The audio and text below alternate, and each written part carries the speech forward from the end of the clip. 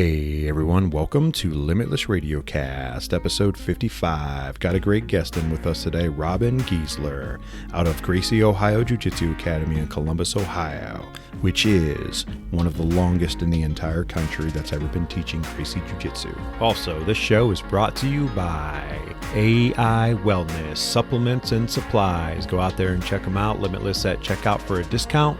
True Tubes Tattoo Supply, Limitless at checkout. RollAmongUs.com, Limitless20 at checkout for a 20% discount.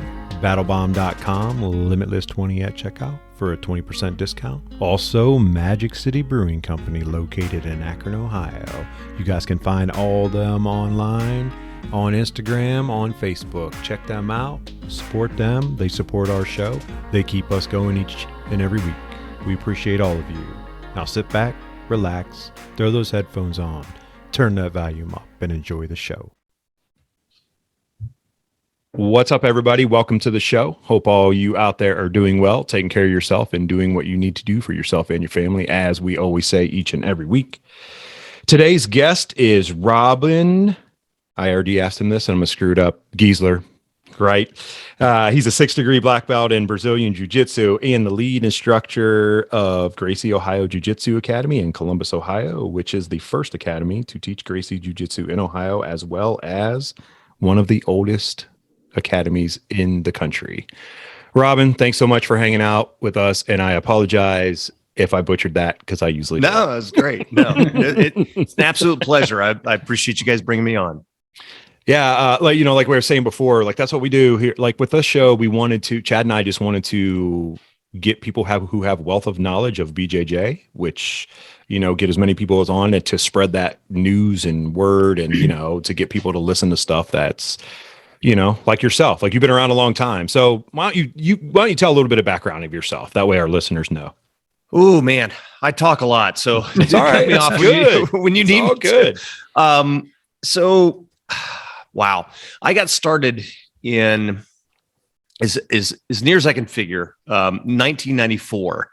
I think the first UFC that I actually saw was at least saw live was UFC 4. And for those, wow, okay, you got nice. It was that fight changed my life. I worked at a golf course when I was going through college, and I was a young man. Always wanted to do jiu-jitsu, didn't know anything about jiu-jitsu. Didn't even know the word. Always wanted to do martial arts. Sure. Right.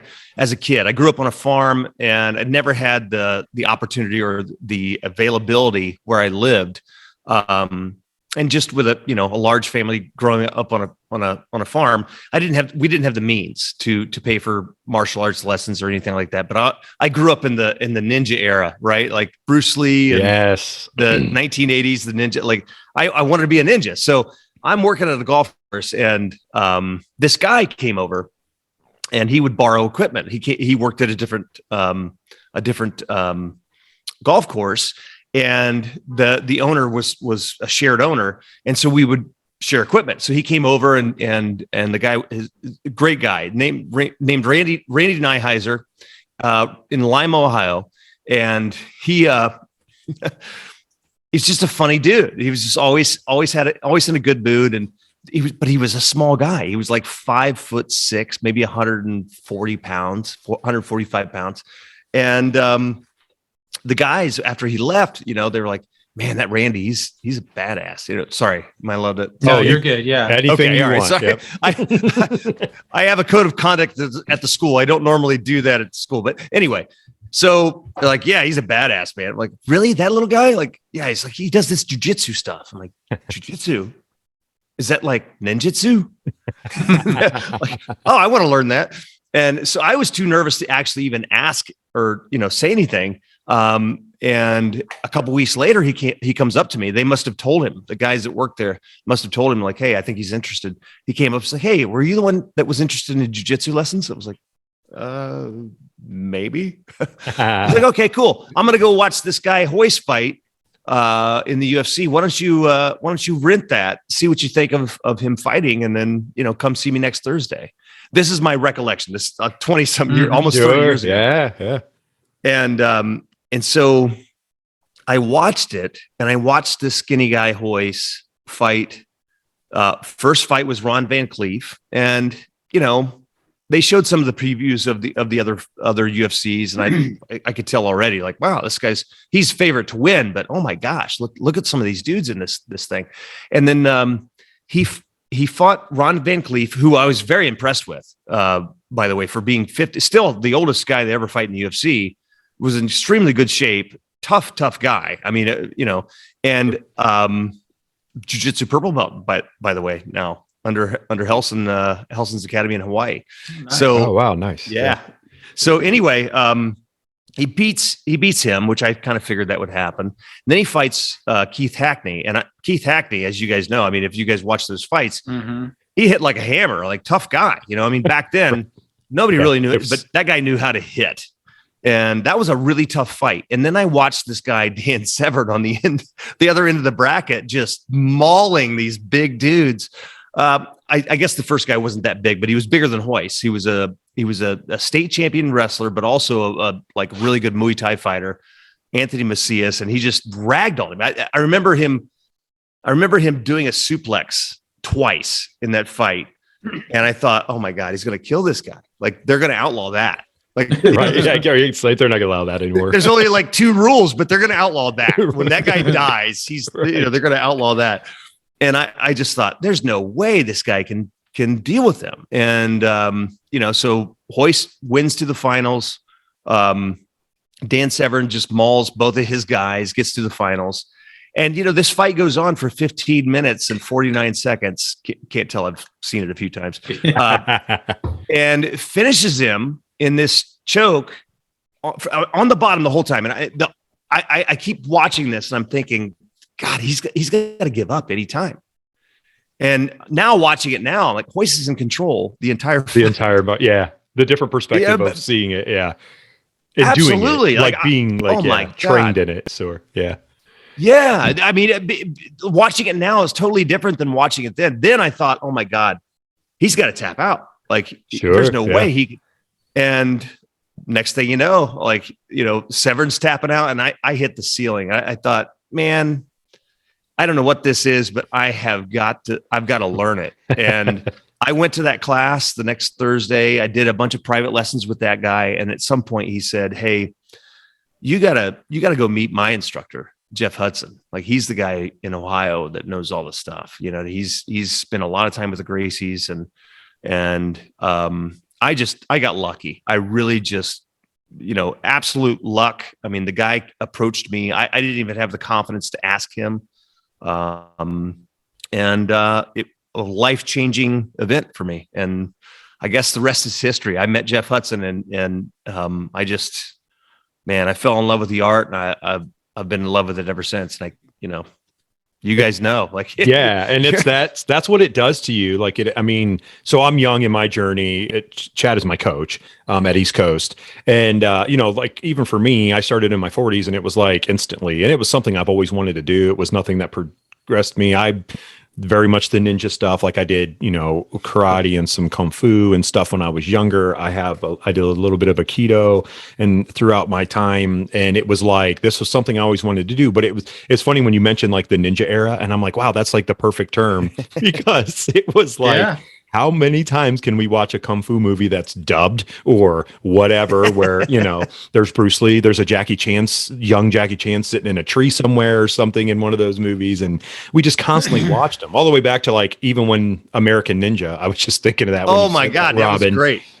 And I watched it not too long ago, and I was like, yeah, me too. Wow, this movie influenced my life. This is terrible. How about Jim Kata? Did you ever watch that? Oh, yes. Jim, that might have been the first one I watched beyond Bruce Lee, but Jim Kata was awesome when you were a kid. It was so great. Yeah. I mean, there's so many of those. What was the Sho Kosugi? What was the one that he did?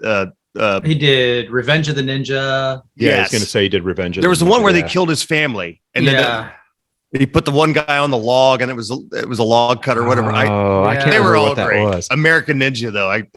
But that was our era of like that's what we watched. That's what made us brought that in, like the seed. It planted the seed in you to want to do that. And then when you seen the UFC, it was like, what is this? What is happening? Yeah, you right remember now? remember when everybody thought Steven Seagal was King Kong? Like, oh, what's Yeah. this Aikido stuff? Right. Yeah. Oh, Yeah. like, yeah, that's the stuff. Oh, wow. I gotta Right, learn right. Aikido. Right. And then the UFC comes out and you're like, oh, okay. Yeah, that's really now the I know stuff, what right? really works. It's so funny. We talk about this all the time. I talk about it all the time. It blows me away that there were so many myths in the martial arts that Gracie Jiu-Jitsu or Jiu-Jitsu in general, the UFC will say, dispelled, right? I mean, that, this no touch knockout stuff, all the woo-woo in martial arts. When I first saw it, like literally the first time I saw it, I'm like, well, that's it. Like, you can't. That's as plain as it gets. Right. Like, no, you can't BS this anymore. Right. But it's still out there. I thought for sure, like, that's the end of that BS like, martial arts. Yeah. Like the Madojo stuff that they, like on social media, there's Madojos. Am I saying that right, Chad? McDojo. Yeah. McDojo, where they show stuff where guys are doing like the no touch stuff and people are falling down and all that.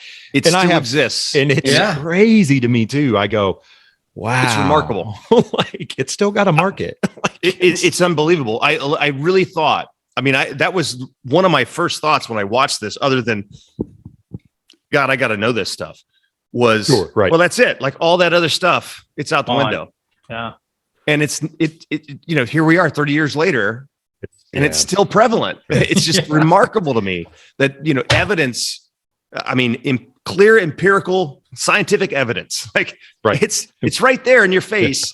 And people still want to believe in magical powers or something. It's just, I tell them, just come to the open mat. I'll show you some magical powers. It's mind blowing. It really is. It's like, come on, these guys. And it's amazing. Well, and still, and Chad and I just recently talked to some guest about this, is the misconception of it, of BJJ, where it's like, oh, well, you guys do karate, or, we joke about that kind of stuff. But people still ask that, and you got Greg Jones that, basically says, it's kind of funny because he's like, well, it's Mexican ground karate, which is kind of funny. I'm like, well, it's kind of a marketing genius right there. And, because I don't know how else you want to explain it to people that don't get it, which, this, Robin, like if you're not in it, people don't really understand. There's so many misconceptions. Yeah, for sure. And they still persist, but I will say this, compared to where it was before. I had never heard the term jiu-jitsu. I had heard judo, right. I had heard ninjutsu, I'd heard kung fu, you name it. I had never heard the term jiu-jitsu until I saw Gracie Jiu-Jitsu. And I was like, wow, okay. Never heard of this, but that's remarkable. And now, obviously, I understand the rich history throughout, Japan and the years and all that stuff. But it was not in our earlier year. How old are you guys? So I'll be 47 this year. Okay, I'm 47 this year. So you grew up in the same era. We're all Yeah, we were growing up. It was not a household name. It really wasn't even a household name until just recently. Yeah, and honestly, I think we almost have Joe Rogan to thank more so than we do the UFC. Yeah, and you took the words right out of my mouth, Robin, because that's what, when I greet people at the gym that come in to do a trial class, what brings you in? Well, I heard Joe Rogan talk about it. Yep. Where when we were kids, I did karate because Bruce Lee did it.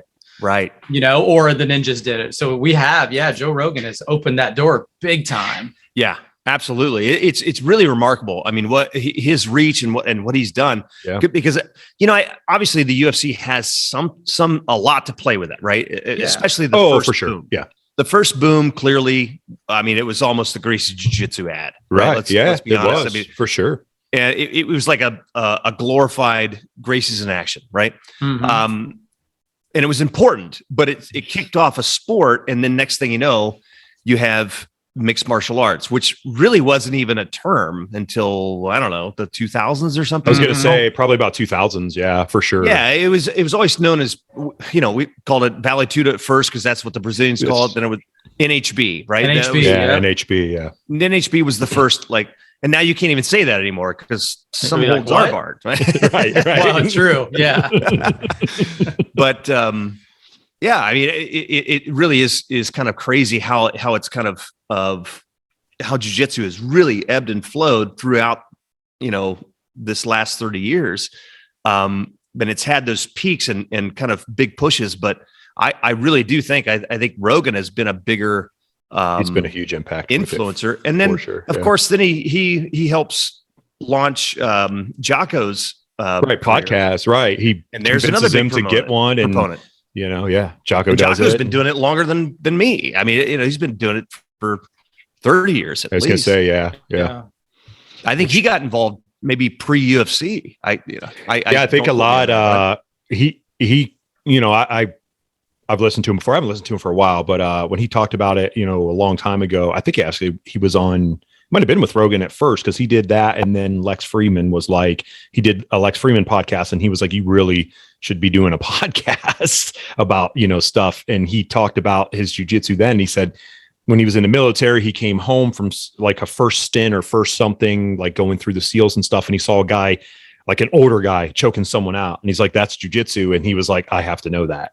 And so that's kind of what introduced him to it. It was just that thing. And then he just fell in love with it. Like, as we said earlier, so many people do, you get into that, and it makes you feel so much better in life. I don't know.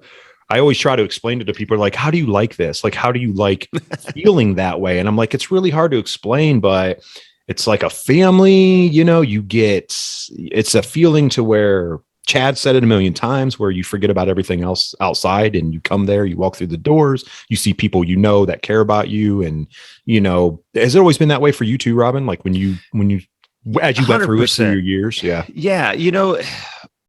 I think when I first started, I was just so hungry to learn it. And it was so hard to find anywhere. Like I was telling one of my students the other day, I'm like, there was no internet then. Like there was no, there were a few videotapes, but it was like the Gracie's basic tapes and stuff like that. And I used to go to the local, there was a local Hallmark store that had a magazine rack, and I would go in there basically like every 1 or 2 days to see if they had a new magazine up, if they had some, some techniques in it, whatever. Yeah. It was so hard to find, but like what you were saying, it's hard to explain to somebody who hasn't done it. Like working out in itself does have a lot of value, obviously. Like sure. I don't enjoy working out. I do it. Right. Exactly. Because I want to stay healthy, and I want to, I want to push myself, and I've got a gym over here, and I don't like it. I love jiu-jitsu, right? Like running, for example. I hate running. I hate it. I mean, I do it from time to time, partly only just because I hate it, and I got to do something that I challenge myself. But when you're running, you could be running, and it's natural, right? We've ran since we can remember.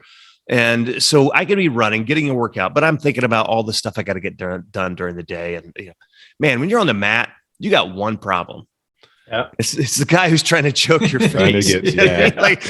You're in the moment, and there's that's a really sacred thing. And it's a beautiful thing. It's hard for people to really, you're truly in the moment. And that's a hard thing for some people to do. Some people can get it through meditation, but that takes a long time.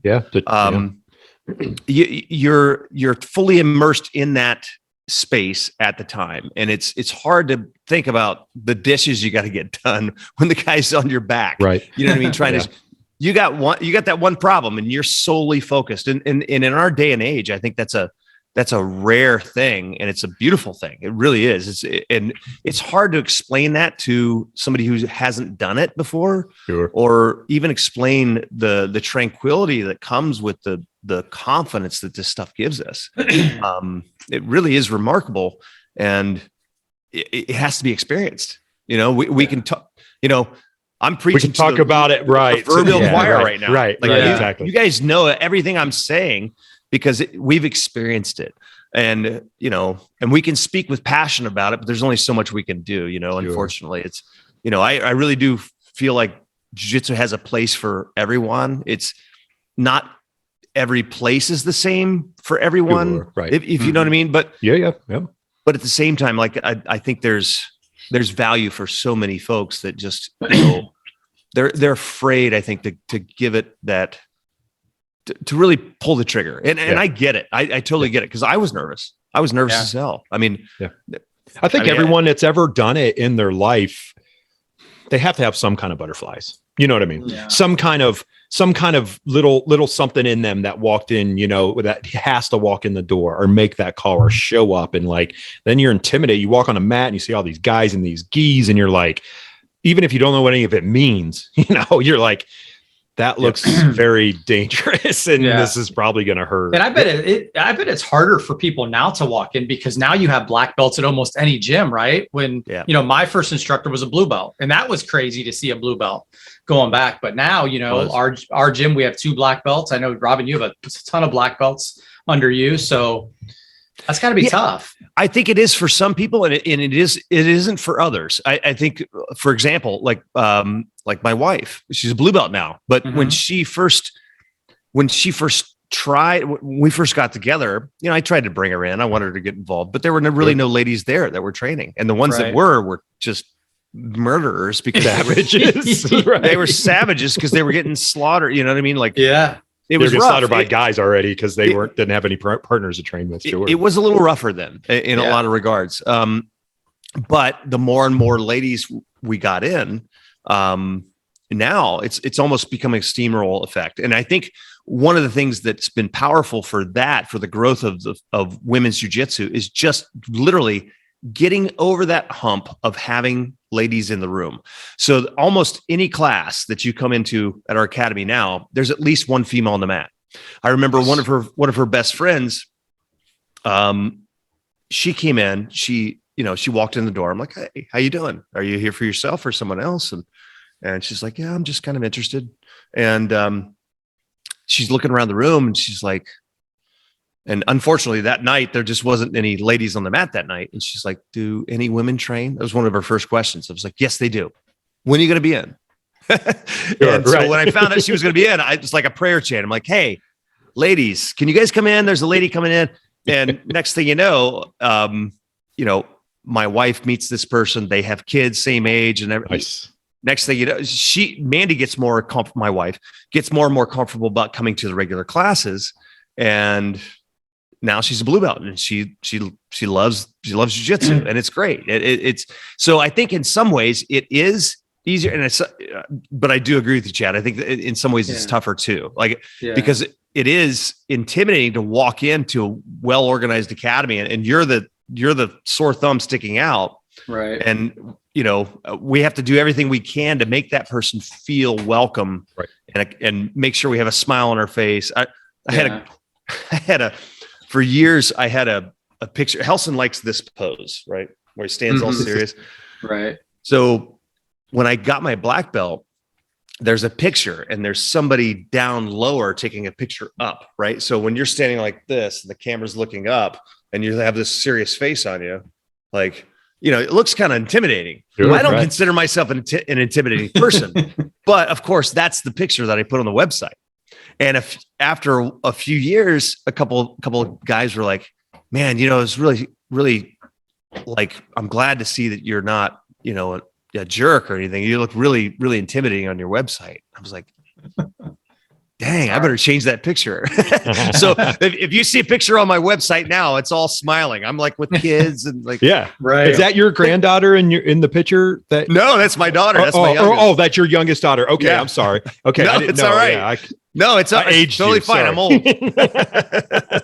It's sort of, but that's that's the picture I saw. Obviously looking on there and stuff about you, and I was like, and that's what you're right, 100%. You want that approach. You want to be approachable, and if you look a certain way, you could be the nicest person on the face of the planet. I've got it for years. People are like, "Oh, Terry's like mean. You're just a mean person." They'll ask my wife. They're like, "Is your husband kind of just like mean?" And I'm like, "Geez, like I don't try to be this way. Like it's just the intimidation. Like just the look. I mean, I'm 6'2", I'm 215 pounds, and it's just." I don't try to be mean. I have tattoos on my arms and, people are like, "Hey," but it's like, no, that's not.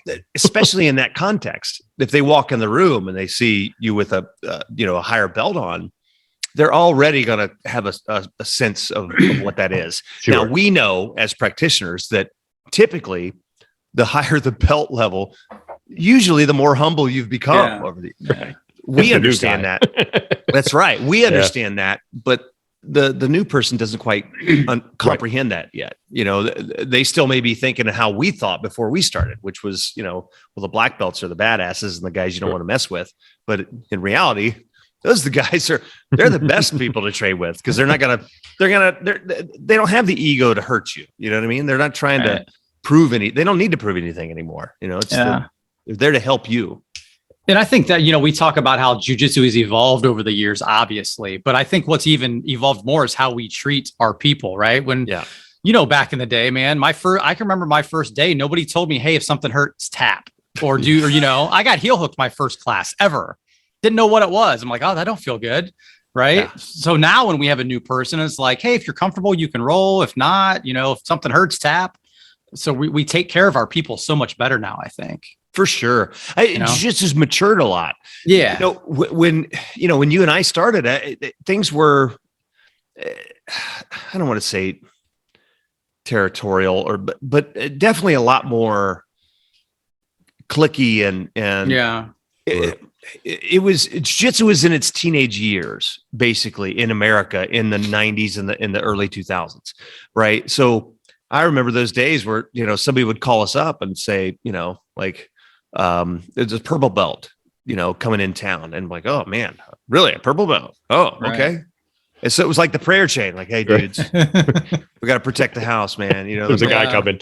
Now it's like, oh yeah, welcome, come on in, any class. You know, like nobody cares. Like, no one cares anymore. No, it was, you know, I mean, I'm glad I came up in that time, but you're right. It has matured in a lot of ways, and people now, I mean, back in the 90s, the vast majority of people that came into the academy, at least when I started, they first were there to challenge it, and not necessarily openly, like, hey, I want to fight, but you could tell, like, they wanted to see what I was the only guy that I trained with, that I'm aware of, where Gracie Jiu-Jitsu was their first art. Everybody else came from a different martial art. They had done karate or taekwondo and found this stuff. Right. And they're like, oh, there's something to this. I want to learn this. But before that happened, they would test it. And so it became a little rough, you know, and we had a lot of wrestlers that would come in, and because, you know, especially early on, you know, you had guys like Mark Coleman right there in our own city, and Kevin Randleman, and, you know, people realized really quickly, especially at UFC 4, that, oh man, if you're going to beat jiu-jitsu, if we have an American that's going to beat one of these Brazilians, it's going to be one of our wrestlers. It's not going to be one of our karate guys or boxers. Yeah, we've seen that. We've seen what happens there. Yeah. Once they get to the ground, they abandon their style. The wrestlers, they got a shot. And so a lot of times when those guys would come in, they weren't there really to learn how to pass the guy. They just wanted to test you, you know? Right. And so it was kind of rough. I mean, you know, and you had that kind of like that alarm. Hey, new guy. Okay. He's going to tap today, you know, but now people come into the door, they already know jiu-jitsu works. They're there and they're open, receptive. They're intimidated more than anything. They want to learn. They want to learn. Yeah. And it's just a different world. And I'm glad that we've matured out of that. I'm glad I came up in it. I'm grateful that I had that experience, but I'm glad we're out of it.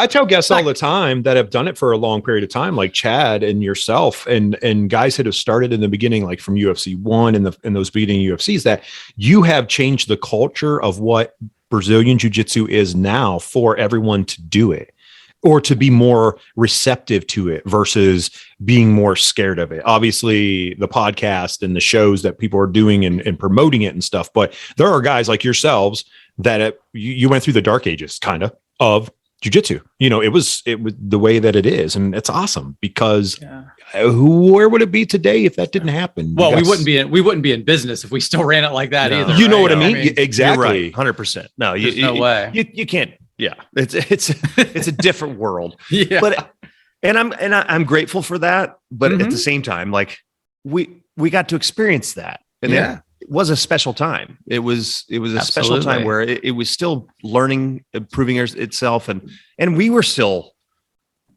figuring it out. You know, I mean, we were still the redheaded stepchildren of jiu-jitsu because, right. you know, the Brazilians were still the Brazilians and nobody was really beating them until, you know, you had a few guys come along who like, hey, we're getting good at this stuff. You know? Right.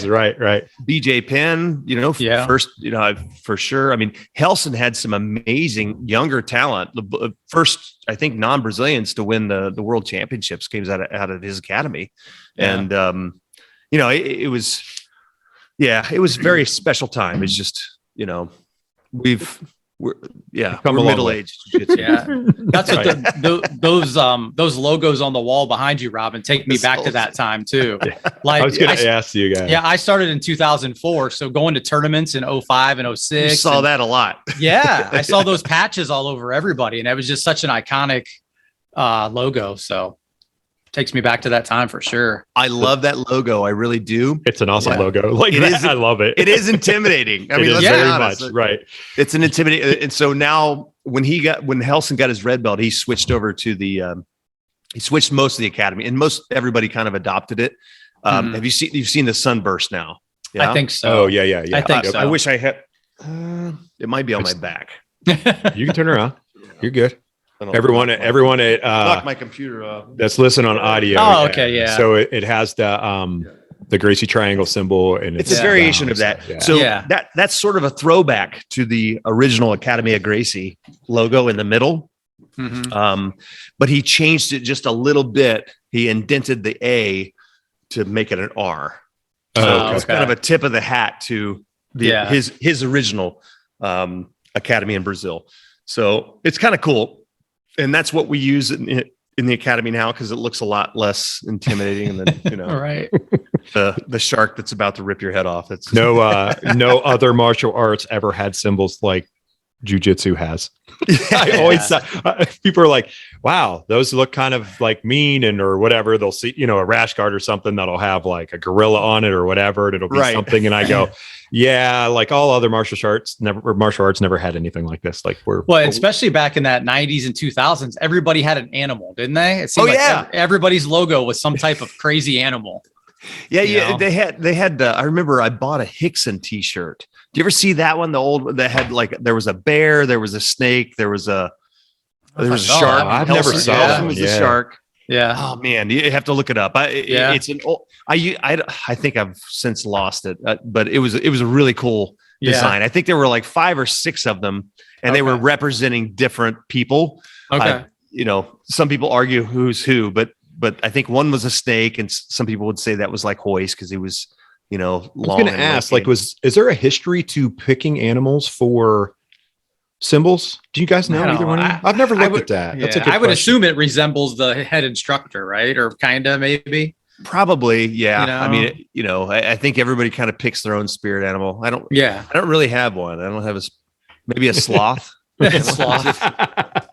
What's your spirit animal, Chad? So we had a guy that used to train with us that would give you your spirit animal after he rolled with you. Nice. And he always told me I was like a house cat because I was like kind of playful and I play guard and I'm lanky, but then I might pounce as well. So I was kind of like a house cat. What's you, Terry? What's your spirit animal? I don't know yet, but this is extremely funny to me because Chad rolls like this every time. Like you can picture it, can't you? Every time. Now that you say it, I'm like, okay. He goes guard. I'm obviously way more, but he's like, yeah, you're not going to get on top of me if I step into guard or try to pass guard. It's like I get tripod swept right away, and then he pounces on me, and then that's it. Then I never get back on top again. Like it's like, come here, let me play with your lapels or something. I had a training partner years ago. He got his black belt same time as I did. Vince Panzano. He was Ohio State's diving coach. For like 27 years. He was Olympic coach 3 times. He was one of the original members at the academy here in Columbus. Oh, nice. And he got started at the same time as Jeff. They were Taekwondo black belts together, and they found the Gracies in Action tapes, and they're like, hey, let's check this out. So that's kind of how it got started here in Ohio. But so at least in Columbus area. He said one time, it was like one of the best compliments I ever got. He's like, man, your legs are like an alien being, you know, they like shoot out and like catch, like, oh yeah. And I started like going down a rabbit hole. I'm like, I had a friend who was an artist. Can you can you draw me an alien in a gi? I want to get a tattoo. Awesome. I'm glad I didn't get that tattoo. I was going to ask you. That was yes. I did not get the tattoo. That was in my 20s. I'm glad I did not make that mistake. Yeah. Man. That's great. That's a good story. Yeah, because you do start to think of that kind of stuff because, I mean, for me personally, sometimes I picture watching, like I have 3 dogs and 2 of them are kind of wiry dogs and they wrestle, and I'll call it dog jitsu. And I look at them and go, did people watch this stuff when they were a long time ago and go, I wonder if a human body can do that? I mean, I know they did that for Kung Fu. Like, sure, I know that was why Kung Fu became the way that it was. You know, it was implemented from watching different creatures. That's why it has the names of that it does. And I'm always like, did the Japanese watch the animals fight? And then the Gracies were like, well, we're going to take this and make it even more combative. And then next thing you know, here we are, 35 years, 40 years later of doing the greatest martial art in the world. Yeah. I say that every week on this show, and I will always say that. Well, you're not wrong. Yeah. I mean, it is nice too that it's become more, even the more competitions. We just recently joked about sports jiu-jitsu of being like slapping or whatever that is. What's that called? Combat jiu-jitsu. Combat jiu-jitsu, not sport jiu-jitsu, but combat jiu-jitsu, where it's kind of like, I don't know if I like it or not. It's cool because you see jiu-jitsu, but then they're like smacking people. And Chad was like, I just want to get punched. Like slapping is like almost a disgrace. Yeah, it is.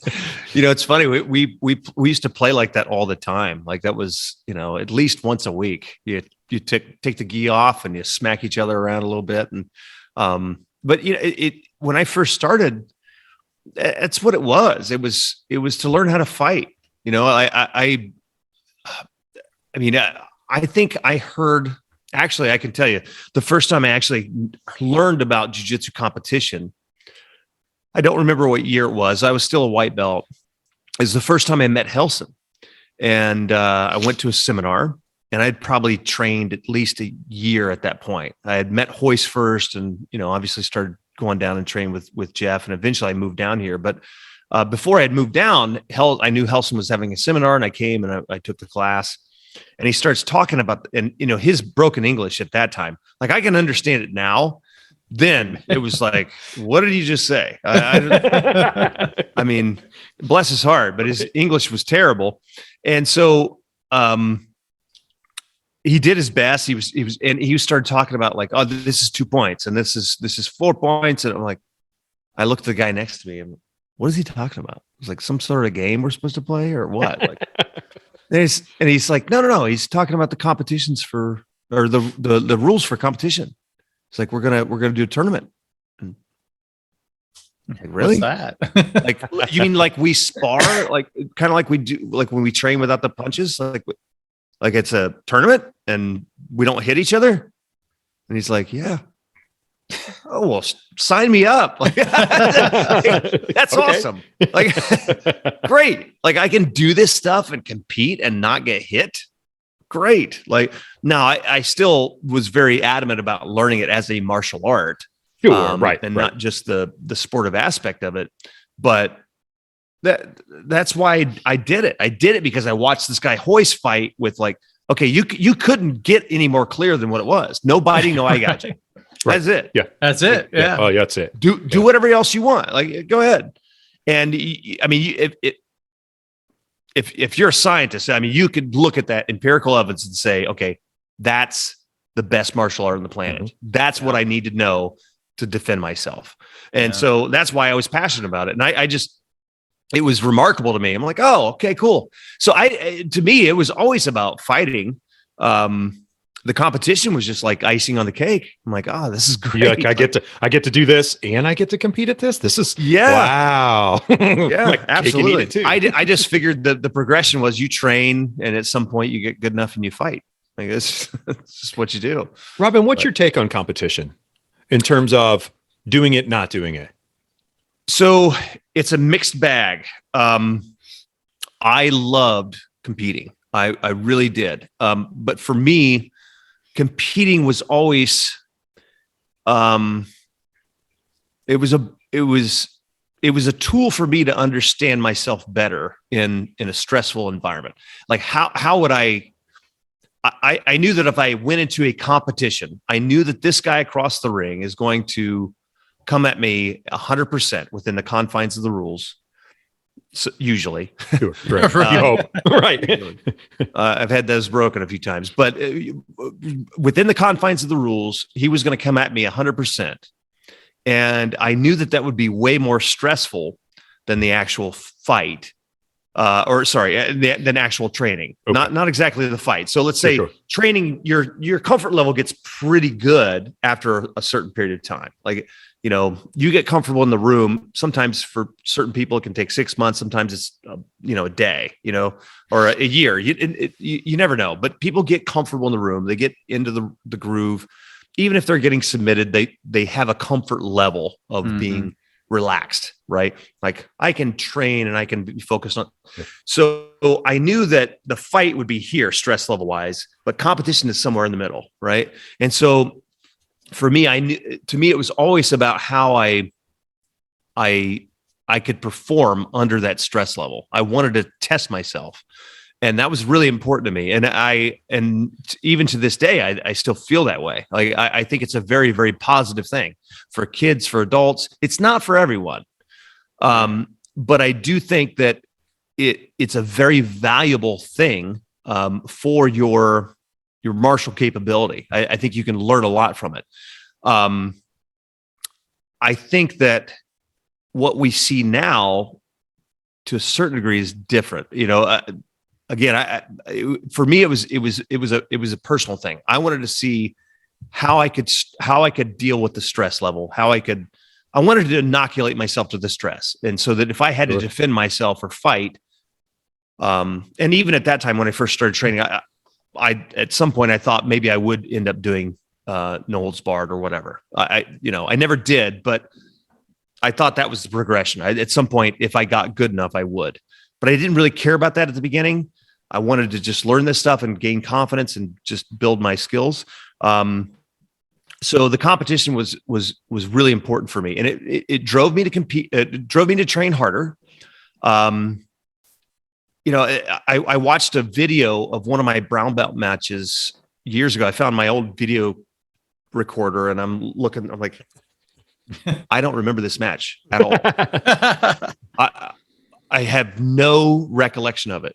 The question is, did you have a VCR to still pop it into, or did you just watch it from the video? No, I had to watch. I had to watch it on the actual. I still have it in there, and I could replay. I probably should save those somehow and get them transferred over. Yeah. But I'm watching this video as a brown belt, and I have zero recollection of this match, like nothing. And I won the match, but nice. I can tell you almost every match I lost. And I never felt like, for me competing, I never really felt like I was defeated if I lost on points. And I lost, sure. I lost, and I got submitted, but not nearly as often as I submitted others. Right. So the matches where I got submitted, I think I could remember every mistake I made. And I think that was really a valuable thing for me. Because it's hard to argue the submit. He tapped you out. Like he right, exactly. You. Right. Like, man, that burned. I hated it. Like I never really felt like I lost if I lost in points. I still hated losing. I didn't want to lose that match, and it sucked. But I never felt like the guy was better than me. If they submitted me, of course, and those burned. Those were, so that was. I think each competition I jumped into, I think was worth like 2 months of training in and of itself, just from the experience alone of dealing with stress and getting in there and all the preparation beforehand and the mindset. I think it's really fantastic. But I do think that now what we see, it's tricky because now you almost have 4 different aspects of jiu-jitsu. Like when we started early on, the best guy in the gi was the best guy without the gi, and he was the best guy in MMA. Hicks and Gracie was going to tap you out. It didn't matter what. Right. You picked the rules. Okay, all right. You want to roll? Oh, you want to take the gi off? Okay, I'll choke you out too. Oh, you want to punch? Okay, try to punch me. He was going to beat you no matter what.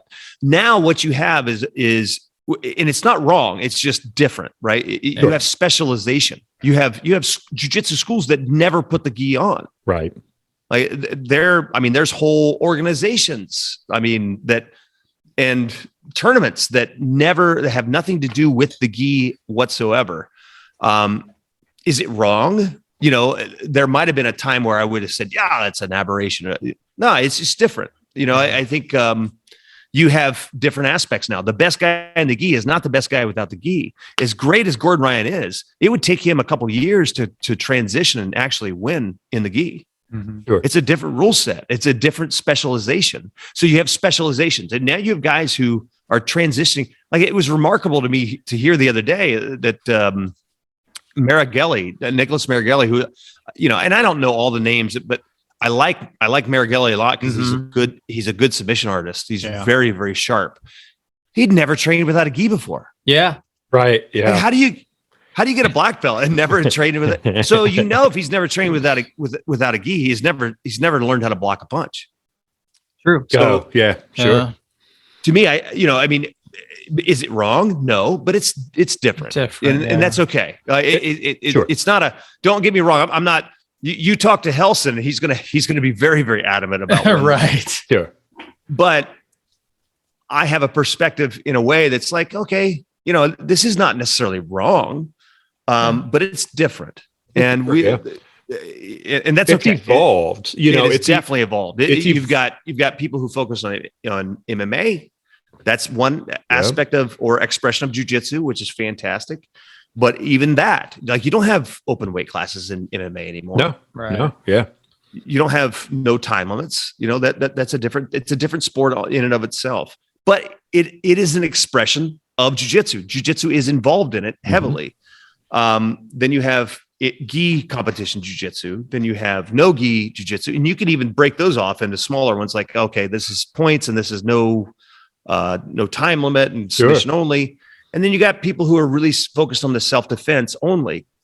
And I think the danger of being focused on the self-defense only is shutting yourself off to the value that competition can bring. So I think there's a balance to be had there.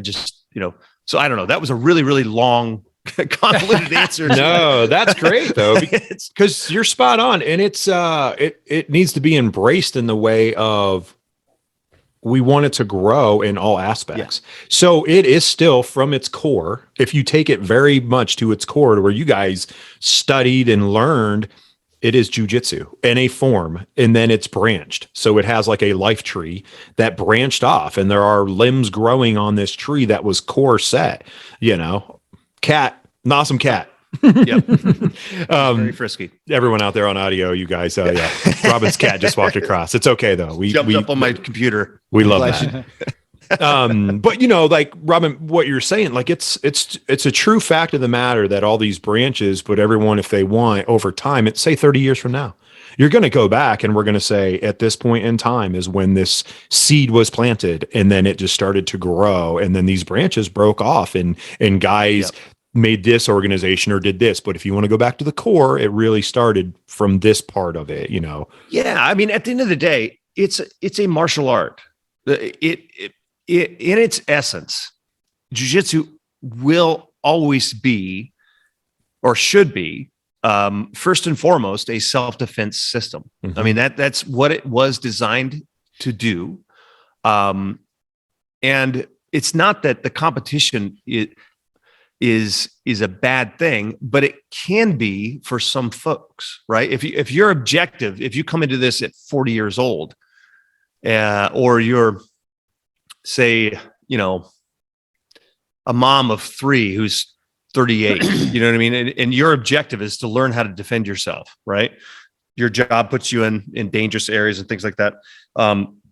You learning how to score points in a competition and pass the guard is not nearly as valuable as how to block a punch or hold a clinch, or how to close that distance and things like that. So it's, that's where it can be a disservice if we lose sight of it. But, I guess at the end of the day, you have to define you have to figure out how you define it, right? Is it a self-defense system? And if it is, but you have all these other branches, we should at least be honest with the individual, like what it's all about. At this point, there was a certain time where I decided I don't really want to go down the route of being in MMA gym. I didn't want to be an MMA coach. It was just a personal decision that I just I was not as passionate about that as I was the art that I came up with, the sport that is. And so when folks come in now, I'm not trying to. The guy comes in and he says, "Hey, I'm interested in MMA." I'm just honest with the guy, like, "Hey, man, like you're going to learn some really good basic self-defense and jiu-jitsu here, but if you want to go that route, you're going to have to find an MMA gym. Like you need to go to a place that fosters that." So I do think that what you're going to see in these different expressions is little by little. I think people will start. The schools will specialize, which they already are. I mean, let's be honest. Sure, right. You've got even like 10th Planet, for example. They don't. None of their affiliates wear the gi. Right. Yeah. Nothing wrong with it. Like it's sure. Right. That's their thing. That's what they're doing, and that's fine. Yeah, absolutely. But it's the gi. I think is a functional thing. Even for self-defense, because let's be honest. I mean, you guys are wearing clothes right now. I mean, we live in Ohio. Right. Somebody grabs my shirt, my jacket. I mean, clothing is an underutilized weapon in self-defense. Both of you guys could choke me with this. Yeah. Right. Because you have it on, and we know those get your grips on anything. That material, if the material is there and not just a rash guard, and no one's walking around in just a rash guard, unless you're John Donne here. It's a practical tool. Right. And that's why our ancestors in jiu-jitsu wore it as well, Yeah. So anyway. Yeah, I have that conversation a lot. I had a law enforcement guy that came in, I don't know, it's been a while, but he's like, I want to train a little bit more no-gi because, when I'm on, duty, I'm like, well, who are you arresting or who are you running into that is not wearing clothes? That's the first issue. Yeah, I remember we had that conversation because that was, I remember that story. It was like, are you arresting a lot of naked people? Like, that's really what it went to.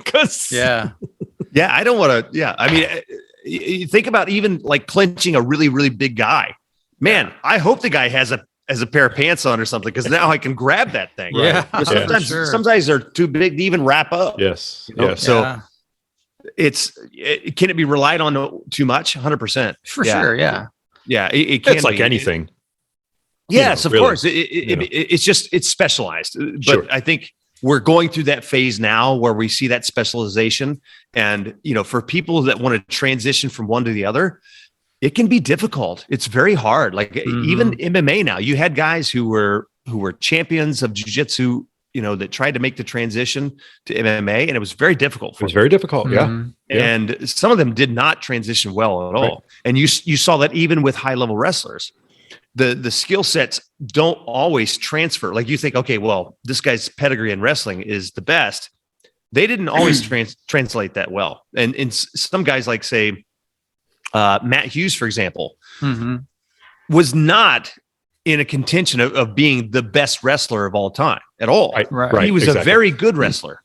He was a very good wrestler. He was never an Olympic champion or anything like that. But his transition, his style, his mindset, whatever, or training, look, one of the best ever in MMA. And so it's you don't have to be a D1 Olympic aspect wrestler in transition into it with you know what I mean? Like Matt Hughes, like you said, Robin, Matt Hughes was amazing. He was amazing in his entire career. He was a great wrestler, but he wasn't like Olympic caliber, top of the notch, and he transitioned well. And there are Olympic people who have done so. Both they've transitioned well. But just because you are doesn't mean you're going to. That's the MMA world has actually proven that time and time again, where everyone's like, oh, he's the greatest this and the greatest that, and I'm like, all right, let's give him let's see a handful of fights then, and then see from there. Same with other styles too. Same with kickboxers, things like that. 100%. But sometimes you do have those guys who do. They just translate like style benders, just ridiculous. Oh, he's ridiculous. He's just ridiculous. Yeah, and his ability. He might be able to change over to wrestling now and dominate that. You have no idea. Yeah, right. He's a special type of individual and athlete, combat athlete. Yeah. it's fascinating to watch and see how it's evolved. But I think the what you're going to see now is people are really going to have to figure out which aspect they want to do earlier and earlier. Like I'm talking like in their when they're kids. If they're going to make that transition into the MMA, it's huge, ridiculous now, huge, bigger, ridiculous, and it's only going to get bigger. It's only because we're growing this, and when I say growing it, like we're growing a root martial art that is implanted into the MMA world, and more gyms are, like you said, you're going to have someone to walk in, and if they want to learn jiu-jitsu, they're going to learn it. And if they want to go more MMA, then they're going to have to find a different avenue, but you're still going to be able to give them great knowledge in BJJ. It's never going away because it's already there now in that, and the UFC is so big now, and obviously other organizations are becoming bigger. And and you can have those one-stop shop academies. Back in the day, it was like, they go to Robin for his jiu-jitsu, and then they go that's across, what I mean, they go across town for their striking coach, and then they got this guy, and man, you got those. But and it's great because like I can be honest with that personnel. Like in town, we have like downtown, we have Ronan, which is I'm sure you guys are familiar with Vitor Oliveira. Coach there, and really good guy, but they have all the other aspects as well, and they have and then you've got like the guys in Grove City who do mixed martial arts as well.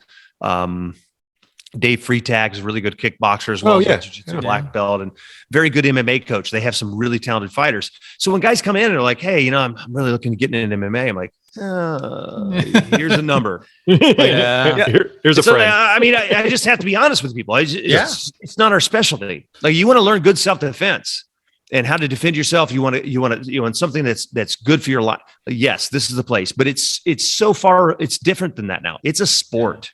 In and of itself, and you have to, man. If you're gonna do it, you gotta go. I mean, you got a small window too. Let's be honest. I was gonna say your window is really small, small, and you can't screw around. Like if you need those skill sets, you gotta do yourself the right service and go to the right place because it's just. It's so competitive now. It's so ridiculously competitive. It's like, guy showing up and I'm a basketball teacher and he wants to learn how to play football. Sorry. Here's a number. You, man. Here's a guy. Exactly. I know a guy.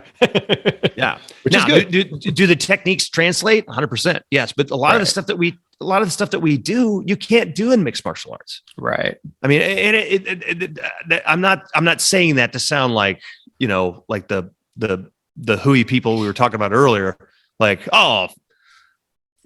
sure, I touch you here, you'll die. You know what I mean? Right. That's not what I'm talking about. But a lot of the techniques that we teach from a self-defense perspective, totally illegal in MMA, right? Oh yeah. Very effective. Like you can't upkick a guy who's on his knees, right? Well, in a fight, 100% I'm going to kick you in the face. Like, I mean, if I get the space, boom.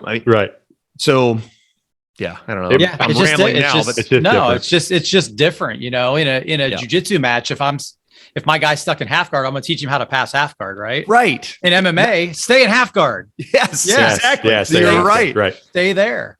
Yeah, you're in a great spot. Start striking the guy. Yeah. Oh, and by the way, you only have 2 minutes left in the round. You got to. Right. Don't start screwing around trying to pass. Yeah, you're right. Yeah. I speaking of, this is just kind of off topic, but it's kind of a funny video I saw, a reel the other day on social media, and two guys were, I don't know if they were at like some kind of military academy or whatever, they were rolling, and the guy got other guy in a triangle, and he was kind of like slapping him in the head, maybe punching his back a little bit, and the other guy reached down and grabbed him between the legs and squeezed and twisted his heart, and the guy on the bottom was like, you just heard him blurt out like, "Oh God, like let go of my," and he just kept saying, kid wouldn't let go until the guy released him. And I was like, well, that's one way to get out of a triangle. I don't think that's legal, but if this was a real fight, I can see that happening. It was kind of funny. I was like, oh yeah. That's when jiu-jitsu, you have to punch someone really hard if you have them in a triangle in the face, if you're in a real fight. There you go. Not that I'm condoning fighting. Don't fight anybody out there. I'm just telling you, like, look, if there's a possibility you're going to get grabbed, if you're a guy, between the legs.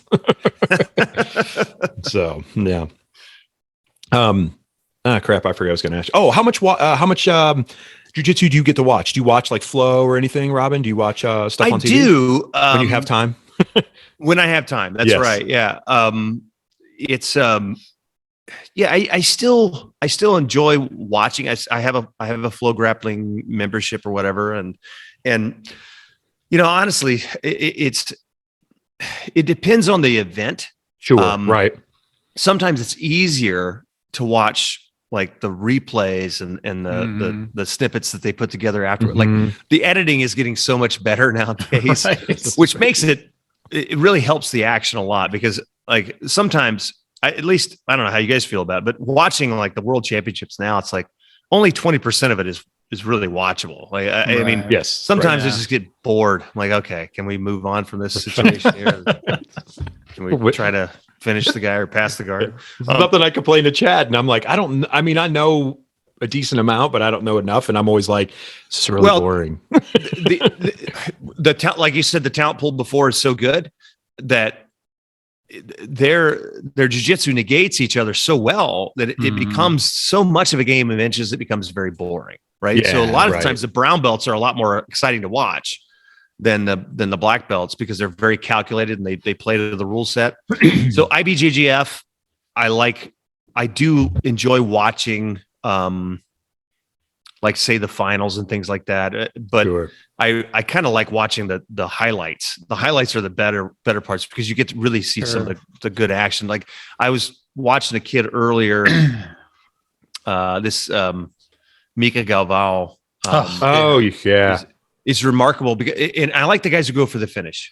Yeah, and jiu-jitsu kind of goes like this sometimes, right? Especially the sport. Yeah. So back in like the 90s, early 90s, like you saw some really, really great jiu-jitsu, and you saw guys like Fabio Jugel and Murilo Bustamante, guys who were also fighting mixed martial arts or in NHB, who were like icons of jiu-jitsu. And those guys were great. They were great to watch, always good action, always going for the finish. And they would negate each other very well. And those were exciting matches. And then it got to a certain point where people started playing when jiu-jitsu kind of had its first explosion after the first UFCs. Winning the worlds became such a big thing that people really, they tightened up the game so much at black belt that they played so much of the rule set, they weren't trying to finish anymore. Like jiu-jitsu, really, we want to get to the checkmate. Right? Okay. So, and that's what everybody respects more than anything. We all want to see the submission, right? So if you watch the world championships, you would enjoy them way more if you saw submission in every match, because there's the finality of it. Let's be honest. I mean, you want to see the guy submit the other dude. Right. And so, but they play so much of the rule set that it became a little bit stale. But then you had guys who came in, and so we was like, this sucks. This is getting worse. And you heard it's always the old guys like me, at least back then, that were like, oh, this jiu-jitsu sucks.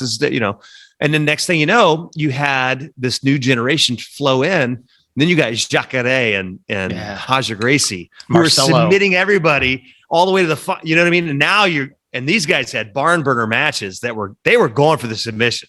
Like, whole time. And then jiu-jitsu was so like those matches, those were exciting matches. Like those were great. Remember the first time I watched? Yeah. Go ahead. So I was just saying, it just kind of ebbs and flows like that a lot. Yeah. And, sometimes it gets kind of boring. And then you have a guy like, boom, Buchecha comes out of nowhere. Yeah. And he's just submitting the crap out of everyone. You're like, yes, we needed that guy. Yeah. But those are the guys that always will be respected more, because they went for it, man. They went for the submission. And as jiu-jitsu practitioners, of course, we respect that more than just the advantage win, Yeah. Yeah. I remember early on in my jiu-jitsu, the first time I watched Marcelo, right? Oh, yeah. Where did this guy come from? Yes. I mean, he submitted Shaolin in like 30 seconds that first ADCC, right? I remember that, and I thought, oh my God, did this guy just sell his soul to the devil at the crossroads or something? Like, you're right, because Shaolin, people don't understand. Like a lot of newcomers have no idea who Shaolin is. Right. He was King Kong back then. Yeah. He was so amazing in his weight class. Like nobody saw. Everybody, if you would have put money on anybody in that Abu Dhabi, it was Shaolin in that weight division. Like for sure. The guy and he got choked out in 20 seconds? It was quick. Yeah. Arm drag, rear naked choke. oh my God, what just happened? Yeah. I mean, yeah, I remember like Marcelo Garcia just came out of nowhere, just like, and nobody was really talking about him at brown belt. Yeah. And then boom. Man, and that's a guy that he was a predominantly gi guy too, right? He was. He didn't, he hardly did no gi. And then I was going to ask you, I thought that's he came out of nowhere. Like you said, arm dragging everybody. Man, he was something so good. Did he go on a didn't he go on a tear? Did he go on a pretty tear after that? He was after that was kind of like unstoppable. He was the guy. Yeah. Yeah. I mean, really, I mean, yeah, I think in a lot of people's minds especially at that time, really felt like he was the best ever, at least in the sport, right? Sure, you know, I mean, he tried to make a transition to MMA, but I don't think he really wanted to do MMA. Yeah, I don't think so. I think it was obvious. Did he kind of get pressured into it, like just because he was so good? I think he did. I think he felt like a lot of people did back then. A lot of the champions did that was the natural progression. Well, and that's what I always wondered, because it was so like, with Gracie kind of kicking that off and becoming the face, let's say the face for UFC, like did so many guys over your period of time that you both have been in Brazilian Jiu-Jitsu, that did guys get pressured into kind of getting into the ring? Yeah, I think too, like Marcelo, I think fought in Japan. They probably threw him some money too, right? It's like, how can I not do this at least a couple times? Good point. Yeah. That's a good point, because he made a name for himself within jiu-jitsu very quickly. Yeah. I think you're probably right. And I think he had a lot going on. If I remember right, there was a lot going on in his personal life and his jiu-jitsu academy. And like, he won the Abu Dhabi, but so that's one payday, but you're trying to open up an academy in New York City. Well, good luck. Yeah, that's rough. In Manhattan, especially. So I think there were a lot of things going on in his personal life at the same time that, I mean, it is what it is. I just, he obviously can answer that better than anyone, but I think if he was the type of athlete that if he had enough time to make the transition, he probably would have done it well. But I think he realized pretty quickly that this is not what I really want to do. Yeah, it's not worth it. And that's his age. Fine. When he first... I felt the same way. Like I got to a certain point where I felt like, okay, I need to get to a black belt before I represent jiu-jitsu. Because to me, that was what it was all about. It was you represented the style. Sure. And I was a jiu-jitsu convert, or whatever you want to call it, or disciple, or nutcase. And I figured that I wanted to test myself at that point at some time. But once I got to the point where I felt like I was a good representative of jiu-jitsu was already represented extremely well. And it already proved itself. And it was like, what am I going to do? And I've got kids now, and and I had talked to a few friends of mine that was, that were very, very good MMA fighters. And they're like, well, why do you want to do this? And it wasn't the answer that it wasn't the answer I thought they were going to give me. Like, get in the ring. Come on, Robin. They were like, why do you want to do this? And honestly, I'm glad I had those friends that kind of asked me those hard questions, because competitively, especially, nobody wants to go out on a loss, right? So if I went out and I had an easy fight, my first fight, well, I didn't learn anything about that. Like that didn't really test me. So I guess I'll do this again. And then at some point, if you get beat, if you keep fighting, you're going to get beat. Sure. Nobody wants to go out on a loss. And then what damage am I going to incur long-term? So for me, I'm glad that I didn't make that switch. But that was a personal decision. I thought I was going to regret it. I thought as a young man, getting to a certain point of proficiency and feeling good about my jiu-jitsu and wanting to prove myself, I thought that I would regret not doing it, but I don't regret not doing it at all, especially looking at some of the folks that, I mean, it's a damaging. Yeah, it is. Yeah.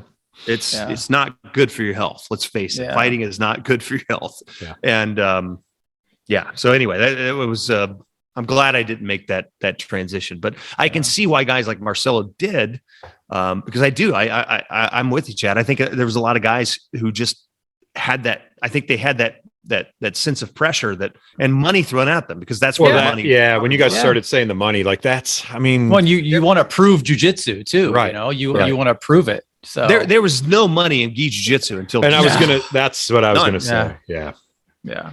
I remember competing as a brown belt at one of the Arnold tournaments and winning $500, and I thought that was the best thing ever. Yeah. Like, oh my God, I can win $500 as a brown belt. Oh my God. Bingo. That's it. Yeah. Now you got Gordon Ryan asking for $100,000 for ADCC. Right. Know? For one spot on his shorts or whatever he's going to wear, like a rash guard. Yeah. Like I have one spot left for $100,000, and it literally, whether it be true or not, he posted with less than 24 hours, he had a taker and someone that already. I'm sure he did. No kidding. Yeah. Wow. Yeah. And I was and I don't know why somebody like Under Armour or Nike wouldn't scoop him up and just like, I don't either. $100,000 to them is obviously nothing, right? Like, it's unreal to me. Like no one has come out and go, we're going to make you all the gear, and yes, like that, like a huge company like Nike or Under Armour. Or Under Armour did it for Under Armour did it for GSP years ago when he was on top of the mountain, Right. So, but it's a lot of money. That crazy. It'll be interesting to see if any of the sportive aspects of jiu-jitsu will come out and be more viewer friendly, because the IBJJF in the gi right now, if you're not into jiu-jitsu like we are, it's probably not going to be interesting. It's very hard. Yeah. It's almost like you need someone to take a chance on it. Like they have on other things and ride that chance and be able to get sponsors to like a TV aspect. You know what I mean? Like to put it where society can see it regularly. Well, even at that, I don't think there's enough action. There's not enough action for it. Yeah. The tough part is no gi obviously is probably easier on the eyes because it is faster, right? It's faster. Sure. It's very fast and it's kind of wrestling like, and unless you have two guys that want to get after it in the gi, it's just, and you have these people coming up for IBJJF tournaments that are coached on, right? Hey, you got the points. Let's chill. Yeah. Especially if it's for a world title or whatever, Sure. And we as practitioners, we can appreciate the game. Like even if it's a slow game, we can understand like, okay, this is a battle for inches here, but it's not viewer friendly. No. So it's a tricky one, especially when you have MMA still out there. Yes. That's the thing. There's a fight every night. Like I turned on the TV this afternoon. I'm like, hey, there's a UFC going on. I don't know if it was live, but I was watching the UFC on Fight. I remember having to wait like 2 months. Like, oh, it's coming up next week. That's what people want to see. Yeah, now it's with ESPN picking them up the way that they have in ESPN Plus, there is literally something every weekend, fight night, all kinds of stuff, and it's like, oh, you can see this nonstop, pretty much. And it's crazy. And I remember back in the day when Dana White was trying to get the UFC to where it is. He said in a press conference or something, he's like, if we're out somewhere and people are playing basketball, football, baseball, and whatever, and a fight breaks out, what are they going to watch? Yeah, of course. It's a good. You're going to watch the fight, right? That's so.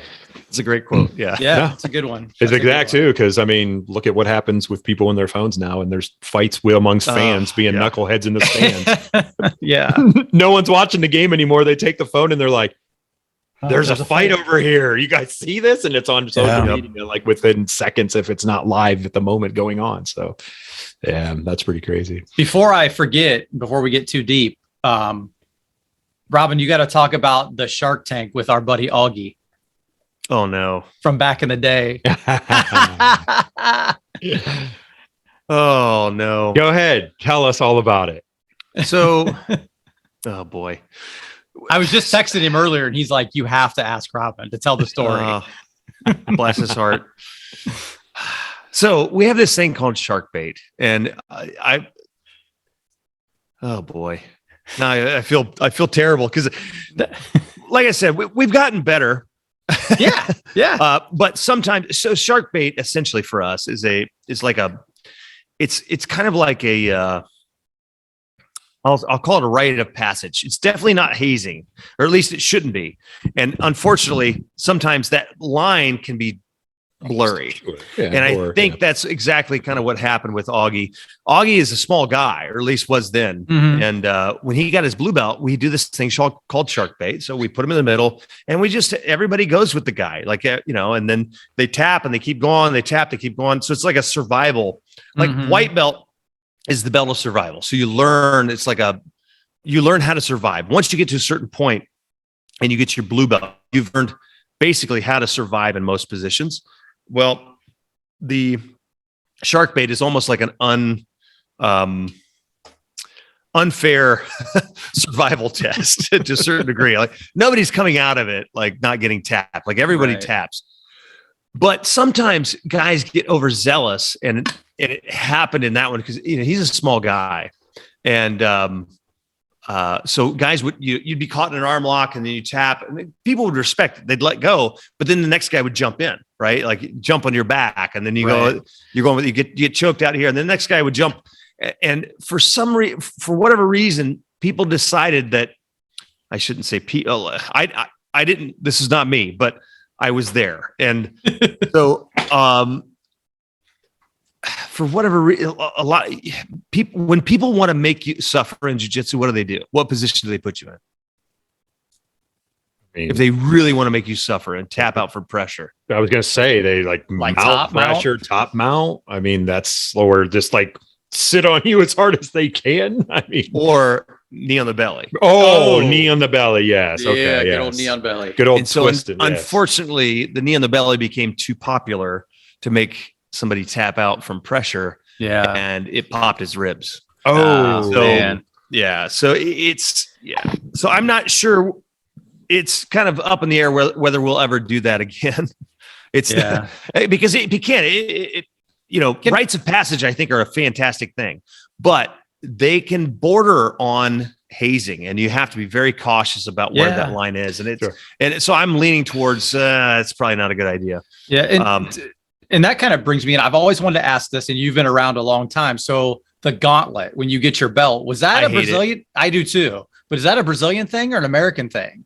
So I'm not really sure, to be honest. Okay, the first time I remember.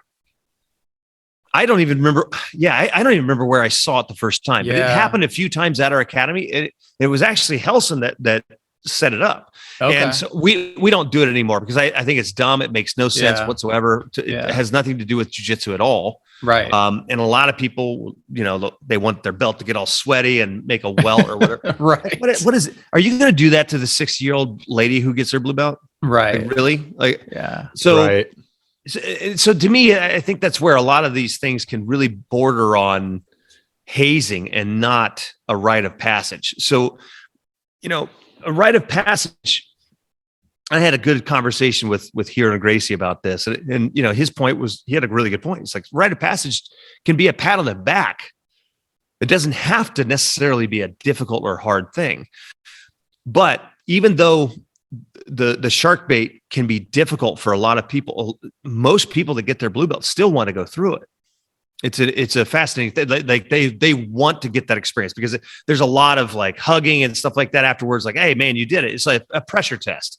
Yeah. Now, we don't want anybody to get hurt like Augie did, right? So like we have to monitor it very, very well. And again, I'm kind of up in the air. Like it's so close to being out of control. Like, and we do our best to make sure we're watching that person, staying around them. Hey, you doing okay? Like everything good? Yeah. Like, and if they're not okay, then we need to stop it. But sometimes it's hard to even discern if that person is just faking it or they just don't want to give up. Sure, right. Yeah. And so that's kind of where I'm leaning now. It's like, man, I don't know if this is quite worth the experience. But for by and large, the most people have a positive experience doing it. The whipping thing, just makes no sense to me whatsoever. I don't get it. Thank goodness anybody I've ever got belts from has never done that. I never had it done. I never had it done. And I've been at some places like for seminars and somebody gets promoted and they do it. And I'm like, man, this is I don't participate. I never have either. No. I don't do it. It's just weird. Not my thing. To me, it has no place in the art. I mean, we're supposed to respect each other and build each other up. Jiu-jitsu is hard enough as it is. Like 100%. If you get your blue belt, whatever belt, you've already earned it. We should give that guy a cake. Yeah.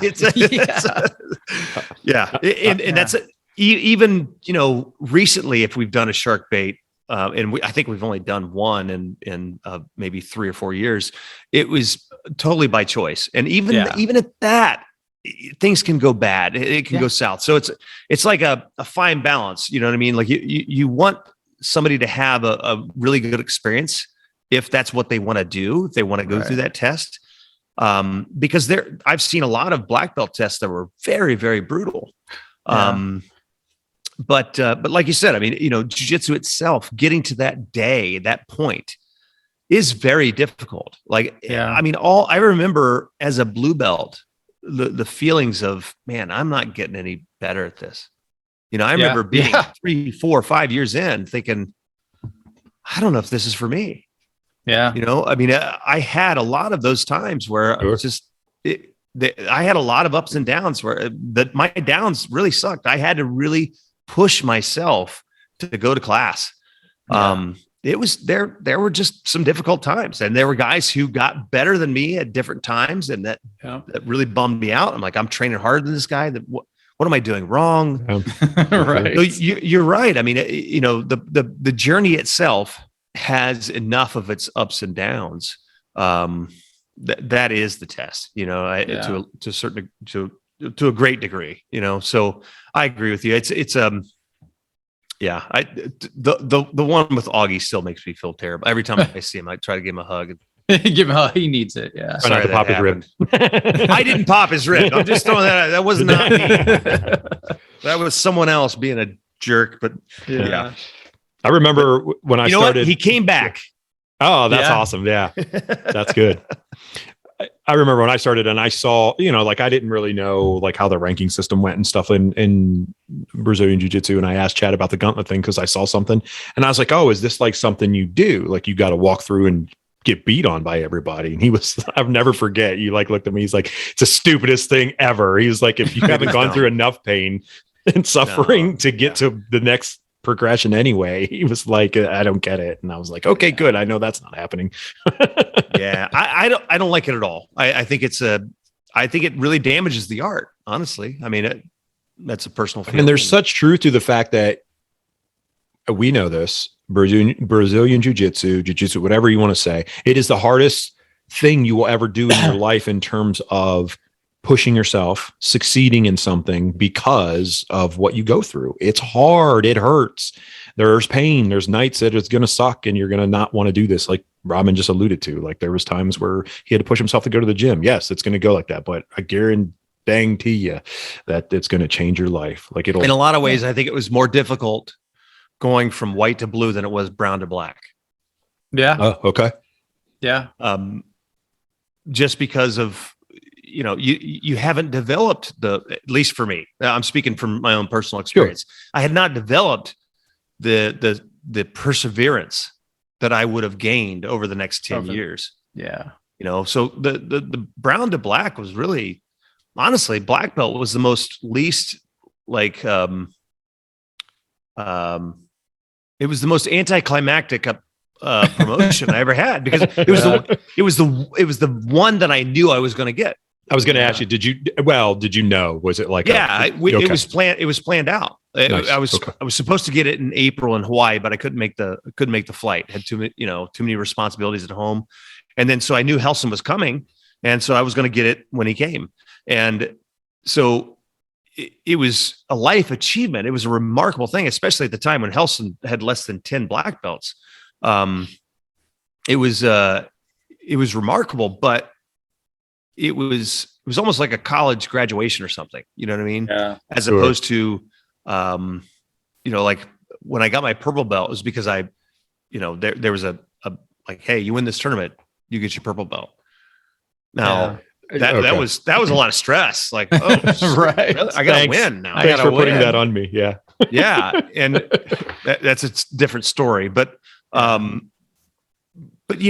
was a remarkable day, like going from blue to purple and then purple to brown. I wasn't even sure I was going to get my brown belt, but I did well at a tournament. Hudson was there. I was already forced. So that was really cool. And my instructor, Jeff, he was a black belt or just new black belt. And so those were all extremely special because I got those promotions because of my ability on the mat. Like that, Hudson saw I was doing well on the mat, saw me competing. But brown to black. I mean, I was a brown belt for 2 years, and I loved being a brown belt because brown belt was great because it was like you had almost all this respect as a black belt, but you didn't have near the amount of pressure. Like if you got caught by a purple belt or a blue belt, it was no big deal. But black belt, like, oh shoot, not just that, but a Hudson Gracie black belt, like, oh man, right. Especially then, like, ooh, man, that was a lot of pressure competitively. And so going from white to blue, like that, that was I think around a 2.5 year process for me. That was probably harder. So it was, 'cause I just, that was my main goal. Honestly, I just didn't want to be a white belt anymore. Back then, when I first started, I knew who the purple belts were. There's more purple belts in my academy right now than there were in the United States at that time. When you said, it's insane. Yeah. It's insane. It's insane. There were less American purple belts when I started than there are in my academy right now. Yeah. That's ridiculous. Yeah. And so purple belt was totally out of reach in my mind. I wanted to be a blue belt. I just didn't want to be a white belt anymore. Right. Like I uprooted my life to come and live. I moved to Columbus to train with a 2-stripe blue belt at the time. Where are you originally from? Up around the Lima area. Oh, okay. Nice. Northwest Ohio. So real close to Ada, Ohio, if you're familiar with that area. I grew up in right outside of a real small town called Alger. Okay. And so it was interesting upbringing and I had a great childhood. I just, and it just, again, just like we were talking about before at the beginning, I just got super lucky. I found a guy who knew the guy, and then just life's never been the same since. And that's been a lot of guys who, like, I joke and say the unicorns because there was, the purple belts. I'm like, oh, you see a unicorn, it's like, oh, wow, they do exist type deal. But I'm like, I take it. It's so awesome for me because I take it very personally for guys like yourself and Chad that have been able to give me knowledge and teach people of the old ways, of that way of coming up and not getting to see that and going what you went through. That's another aspect of the show. Like, I love to give that knowledge to people. It's like, you have no idea. You don't know what you don't know. And to hear stories and to hear conversation and to have these great conversations with people that have done it and seen it and moved. No one moves anymore. Like, not really, unless they're unless they're trying to be a world champion, elite level. Elite level. But for the majority, no one's leaving. They're going down the road to a school and making sure that school is good for them and everyone's welcoming and all that good stuff. But at the end of the day, like, you guys went to seminars far away, uprooted things, changed your lives completely. No one's really doing that unless they're at an elite level. But you can still get great jiu-jitsu out there, guys. So don't. No, and there's so many more resources now, like the internet, which is, it's remarkable. Back then, I mean, there was a handful of VHS tapes, and that was it. I mean, you had to seek this stuff out, and I really benefited a great deal from training with Dr. Hudson because he. Once he got into this, he immersed himself in it.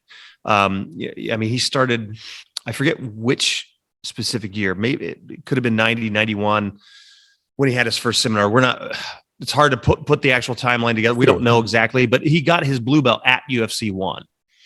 Oh, wow. Okay. So at a seminar they had before the fights or whatever, like, he got his blue belt from the same day. Actually, Hudson got his red and black belt. Hudson promoted him to blue belt. Wow. So, and Jeff spent a ridiculous amount of time and energy and money. Like, it was expensive to learn this stuff. And I think I know he logged more private lesson hours with Hudson than anybody. And so, Hudson would come out and he would spend, I don't know how much a private lesson was then, $100 to $150 an hour or whatever. And he'd have to fill up a certain amount of time, and it wasn't that popular then. So he'd do 10 hours a week, or 15 hours a week. And then, Hudson would go back, and then he would fly out to California into with Horan and Hoyce and all those guys. And that's an immense amount of money. I mean, he was flying to California, once every 2 months to spend a week out there and train at the Gracie Academy, and then come back, and then on those off months, he'd bring Hudson out, and he would come out and teach a bunch of, they train all the time, and so I was lucky enough to benefit from I'm so lucky. I just can't express to you how grateful I am to that guy for.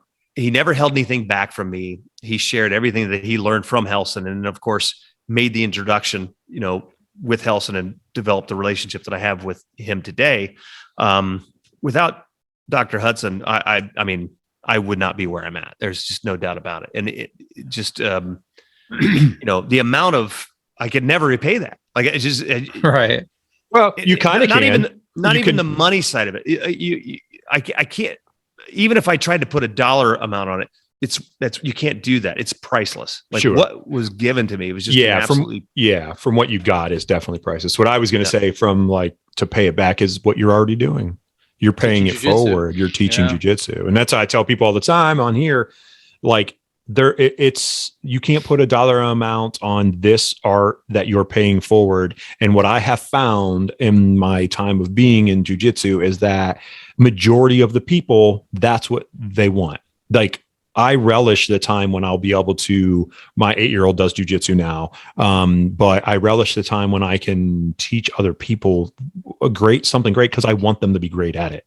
And I felt that with Chad right away. Like, our friendship obviously has gotten really strong over the years, but that was something that connected to us right away. Like, I could tell, like, the way he was taught it. And when I, like, hearing you talk, Robin, like, I can tell, like, you want to give this great knowledge to other people, because you want them to be great in their life and succeed, So I always say this to everyone. I'm like, good on you, because that's the way you're paying it back. Like, you were giving something great, but you're not just going to hold it and ignore it, like going, no, this is secret sauce and I'm never teaching you. You know what I mean? It's like, whoa, I can never tell them that move. It's like, good. I want you to beat me. Yeah. And it's the exact opposite. We can't wait to show somebody that cool move, right? It's like, oh my God. Yeah. And that's what you saw in Chad is what I saw in Jeff, is that you can't fake that passion. Right. You can't. It just comes through you. And it's, and once you've experienced what this stuff can really do for you, why would you hold this back from anyone? Right. I mean, for sure.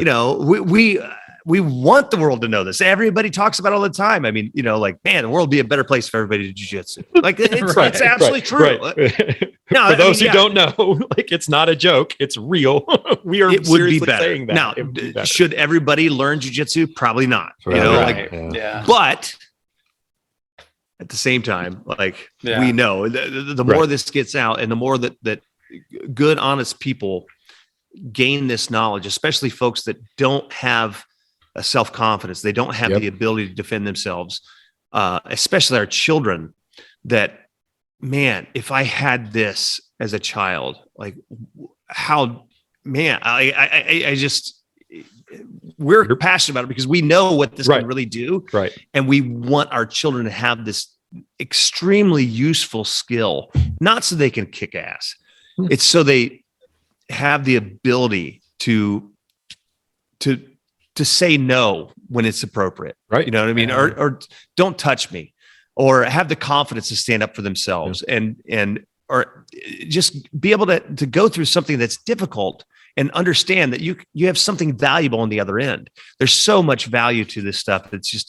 It's never ending. And of course, again, I'm preaching to the choir, but man, like, our kids, I wonder a lot what their experience is like compared to mine, because if I did an interview not too long ago with a friend of mine, Caesar Wright, and he was doing it was a similar thing, a podcast presentation where he was talking about the value of jiu-jitsu for kids going to college. He's a college professor. And I was just grateful enough to be part of this panel, and Horian Gracie was the other presenter, and he had a son that's going into college. And I said something that Horian actually complimented afterwards, was that, essentially, that if I have any advantage over Gracie, like, I'm not a Gracie. I'm never going to be as good as Hudson is at this stuff. But if I have any advantage over the Gracies themselves when it comes to jiu-jitsu, is I know what this can do for a young man who didn't have self-confidence, didn't have the ability to defend himself. And then the life-changing things that happen when you learn how to you learn this amazing skill, when you learn how to defend yourself and you gain confidence. I was 20 years old when I found this, and I was asserted on all the time when I was a kid. I was picked on all the time. I did not know how to fight. My dad was an amazing human being. He taught me everything I needed to know to be a man, right? But he was a very, very large individual. He never had to fight. He told me it was right to fight. He told me when it was right to fight and that you should fight, but he didn't have the skills to teach me how to fight. And so I learned this stuff as an adult, and then seeing what it has done for my self-confidence, going from somebody who did not have any ability to fight. I was very good at talking my way out of fights. I was a good talker, as you can tell. I'm talking a lot. I was very, very good at using self-deprecating humor and all these sorts of things to get out of fights, but I didn't have the confidence. So I could talk my way out of the fight, but when the guy would walk away, I felt like crap. Man, I hated what that guy took from me. Sure. I wish I could have beat that guy up. Yeah. I wish I had the ability to do that. Now I could use the same tactic and walk away feeling great. You know what you know, right? I don't need to beat this guy. You don't need to. Right? Right. What he's saying is that's the inner piece that Ayla Gracie had a great quote. It was, I'll probably butcher it, but a confident man is a tranquil man, meaning that this guy can say whatever he wants. It says, what does it mean to me? It's not bothering me. It's right. Not, I'm not concerned about this. And, I know what that's like not having that and then having it. So if I have an advantage over my instructor, it would be that. And, that's, of course we want our children to be able to have that power as well. The ability to just stand up for themselves. Yeah. I mean, it's just so incredible. Believe in themselves. Believe in themselves, like in a job interview or going to take a hard test in college or going to college or in high school or whatever, because the world is hard and we know this. Or if somebody's making fun of them on TikTok or whatever. Right. Social media trolls out there. Absolutely. It doesn't have to be physical bullying, but it's the inner confidence and the self-worth that comes with this stuff that can give them that insulation to go out into the world and not have to be so, brought down to be by all scared this and put down in a world that, like I said, it's a hard world, and this is important for them to learn and to have mentors and parents like Robin. I'm sure it's obviously you've been in this a long time, but I have 3 kids. I mentioned in the beginning of the show to you. I do the same thing, that speaking that type of way, and the martial arts aspect in that, and jiu-jitsu, even though my daughter and my older son don't do jiu-jitsu yet. Still working on them. I've been working on them for a while. Keep working on them. My youngest was like, I want to do what dad does. I don't want to do this other stuff, because the other ones did Taekwondo. So they were like, I know he does, but he's also my 8-year-old wild child. Yeah. So, well, man, we kept you for a solid hour and a half with amazing information. Is there anything you want to shout out to anyone, or I know I want you to talk about where they can find you, social media, schools, anything and information that they need or can get to you, and then anything else that you think would be good for anyone out there to know. Well, I guess thanks for letting me talk for an hour and a half. That kind of flew by. Awesome. It always does. Yeah. I appreciate you guys having me on. It's really an honor that you guys would invite me on, and I appreciate that very much. People can find us anywhere, pretty much anything / Gracie Ohio. So YouTube, Gracie Ohio, if you look it up. Instagram, same thing. GracieOhio.com, pretty much just anything Gracie Ohio. But yeah, thank you so much for inviting me on. And I guess to thank anybody, I would thank my wife. She's not out here right now. She's inside, but for being beside me the whole time and putting up with all my jiu-jitsu nonsense over the years, and just being a fantastic mother to our 8 children. And just anytime I'm able to express gratitude to my my instructors. I like to do that. I'm incredibly grateful for Dr. Jeff Hudson and Grandmaster Helson Gracie for what they've done for me and believed in me and never held anything back and showed me everything that I wanted to learn and always was in my corner, always believed in me. I can never repay what was given to me. It was an incredible gift, but like you said, I'm going to continue my gratitude to my instructors. Like I said, I could never repay them for what jiu-jitsu has done for me and what they have done for me over the years.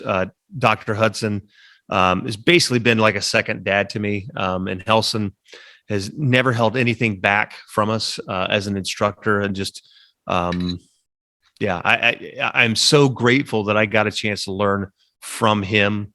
I think he really, I'm biased, but I really think he's the best instructor. When I got a chance to really train with him, best instructor on the planet, and understood this art in a way that just is remarkable, and it just resonated with me. I